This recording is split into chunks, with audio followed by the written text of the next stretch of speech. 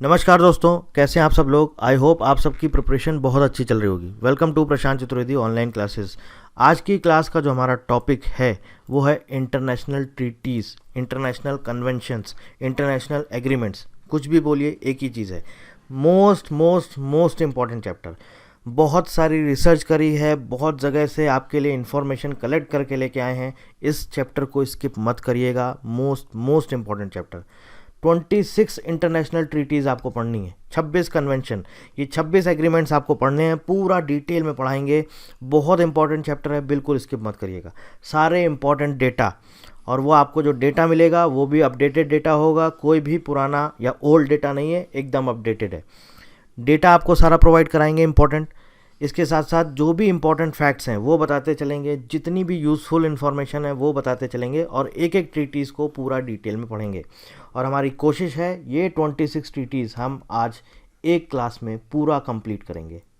26 treaties इसलिए बोल रहा हूँ, सारी की सारी 26 ट्रीटीज़ एक ही क्लास में कवर हो जाएगी। इसको आप स्किप मत करिएगा, मिस मत करिएगा। और यहाँ से आपको एग्ज़ाम में कई सारे क्वेश्चंस मिल जाएंगे। जब आप ये पूरा लेक्चर देख लेंगे, आपको बहुत सारी चीज़ें सीखने को मिल जाएंगी। तब आपको एक एक चीज़, जो भी आपके माइंड में कन्फ्यूज़न है, डाउट्स हैं इस चैप्टर को लेके, कह रहे इतनी सारी ट्रीटीज़ हैं, कौन सी किसके लिए है, कितने किसके मेंबर्स हैं, इंडिया ने इस पर साइन किया है कि नहीं किया है, ये सारे डाउट्स आपके यहाँ पर दूर हो जाएंगे। तो चलिए ज़्यादा टाइम नहीं वेस्ट करते हैं, शुरुआत करते हैं इंटरनेशनल ट्रीटीज़। सबसे पहले और इम्पॉर्टेंट चीज़ ये है कि WIPO कितनी ट्रीटीज़ को एडमिनिस्टर करता है।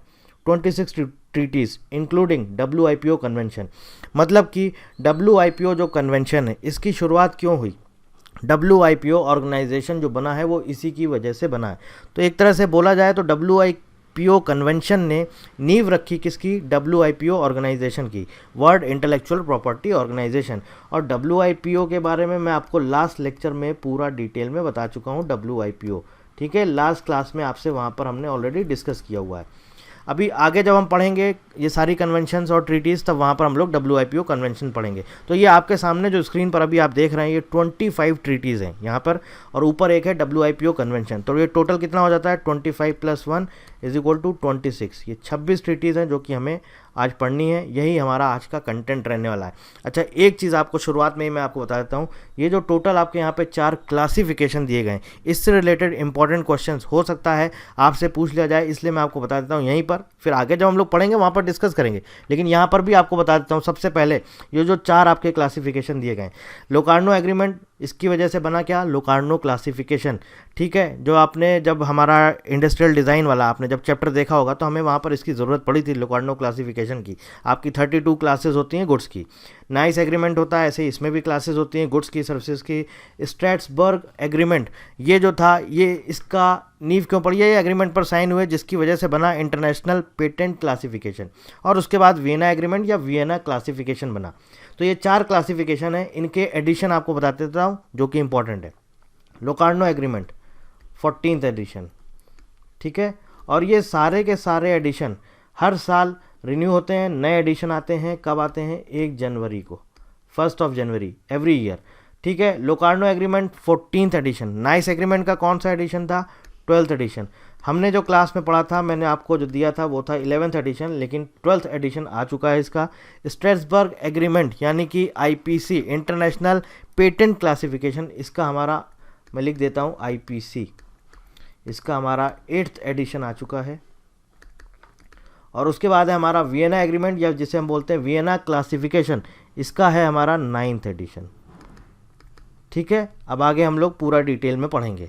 देखिए, ये है हमारा आज की क्लास का कंटेंट। ये सारे के सारे 26 ट्रीटीज़ यहाँ पर कवर करने वाले हैं। सबसे पहले और सबसे इम्पोर्टेंट चीज़ आपको बताता चलूँगा, कितने मेंबर्स हैं और इंडिया किस किस का मेंबर है, ठीक है। सबसे पहला most important, Paris convention for the protection of industrial property. एक चीज़ और आपको बता देता हूँ, इंडिया कितनी कन्वेंशन या ट्रीटीज़ को फॉलो करता है, पता होना चाहिए आपको, 16, ठीक है।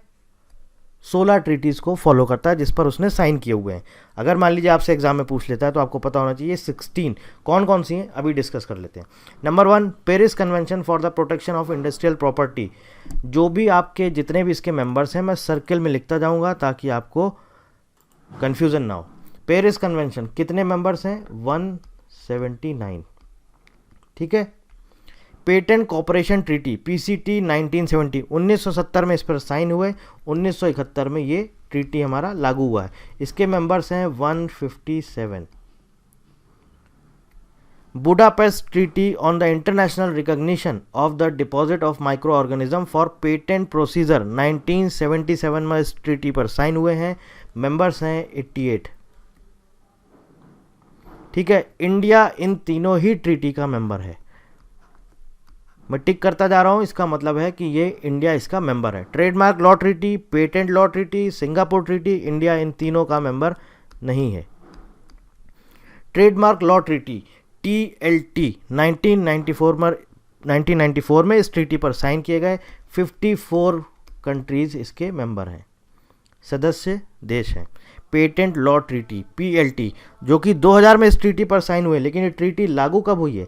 ये लागू हुई है 2005 में। और अगर हम बात करें कि इसके मेंबर कितने हैं, इसके मेंबर है हमारे 43। आज की डेट में इसके टोटल मेंबर्स कितने हैं? 43, यानी कि 43 मेंबर्स। नेक्स्ट है Singapore treaty on the law of trademarks, 2006 में इस ट्रीटी पर साइन हुए हैं। कौन सी? Singapore treaty. लेकिन ये लागू कब हुई है? ये लागू हुई है 2009 में। 2009 में ये ट्रीटी लागू हुई है और इसके मेंबर्स कितने हैं? 54 मेंबर्स है। ठीक है, इंडिया इसका भी मेंबर नहीं है। नेक्स्ट है हमारा Washington treaty on intellectual property in respect of integrated circuits, 1989 में इस ट्रीटी पर साइन हुए थे। इंडिया ने इसको 1990 में ज्वाइन किया था, लेकिन आज की डेट में ये ट्रीटी लागू नहीं है। आज की डेट में ये ट्रीटी लागू नहीं है, इसलिए इसके कितने मेंबर्स हैं नहीं बता सकते हैं। ध्यान रखिएगा, वॉशिंगटन ट्रीटी आज की डेट में लागू नहीं है। नेक्स्ट है Beijing treaty on audio visual performance, 2012 में इस ट्रीटी पर साइन किए गए और इसके मेंबर आज की डेट में है 47। इंडिया इसका भी मेंबर नहीं है। मरक्केश VIP ट्रीटी, इसका मेंबर इंडिया है। 2013 में इस ट्रीटी पर साइन किए गए, आज की डेट में इसके मेंबर्स हैं 93। ठीक है, मरक्केश VIP ट्रीटी, इंडिया इसका मेंबर है।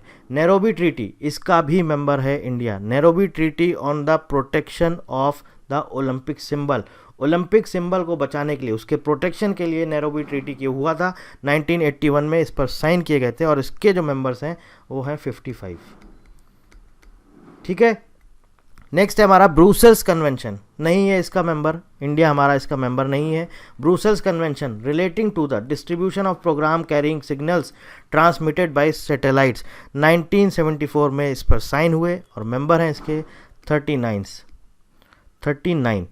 नेक्स्ट है हमारा, आप देखिए मैड्रिड एग्रीमेंट है और उसके बाद मैड्रिड प्रोटोकॉल है। प्रोटोकॉल इसी एग्रीमेंट में ऐड किया गया है। Madrid agreement concerning the international registration of marks 1891, 1891 में इस एग्रीमेंट पर साइन हुए। इसके मेंबर्स थे, अभी हैं आज की डेट में 55। ठीक है, लेकिन इसमें प्रोटोकॉल ऐड हुआ। अगर मान लीजिए कोई एग्रीमेंट है, एग्रीमेंट्स में कुछ मॉडिफिकेशन किए जाते हैं तो उसे हम बोल देते हैं प्रोटोकॉल। प्रोटोकॉल के बाद आ गया हमारा मैड्रिड प्रोटोकॉल 1989। अब ये जो प्रोटोकॉल आया 1989 में, इंडिया इसका मेंबर बना। एग्रीमेंट पर इंडिया ने साइन नहीं किए थे, लेकिन प्रोटोकॉल को उसने फॉलो किया। 1989 में जो प्रोटोकॉल आया उसको इंडिया ने फॉलो किया और आज की डेट में 114 कंट्रीज इसके मेंबर हैं। ठीक है, मैड्रिड एग्रीमेंट का मेंबर इंडिया नहीं है, लेकिन प्रोटोकॉल को फॉलो करता है। नेक्स्ट है हमारा agreement for international registration of industrial designs, AIRD 1925, जिसे हेग एग्रीमेंट या हेग सिस्टम के नाम से भी जाना जाता है। नीदरलैंड की कैपिटल है द हेग। हेग एग्रीमेंट या हेग सिस्टम के नाम से भी जाना जाता है। इंडिया इसका मेंबर नहीं है। याद रखना होगा आपको हेग एग्रीमेंट। अच्छा हाँ, इसके मेंबर कितने हैं?